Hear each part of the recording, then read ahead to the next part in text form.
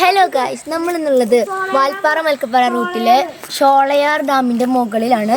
ഞങ്ങളിന്ന് ഇവിടെ KCB ഐബിയിൽ താമസിക്കാൻ നിൽക്കുകയാണ്. ഇവിടുത്തെ വ്യൂ അടിപൊളിയാണ്. കണ്ടോ, നല്ല തണവൊക്കെ, നല്ല തണുത്ത അന്തരീക്ഷമാണ് ഇവിടെ. അതാണ് ഷോളയാർ ഡാം. ഇവിടെ കരടിയൊക്കെ വരുന്നാ പറയണേ. കരടി ആനൊക്കെ വരും എന്ന് പറയുന്നുണ്ട്.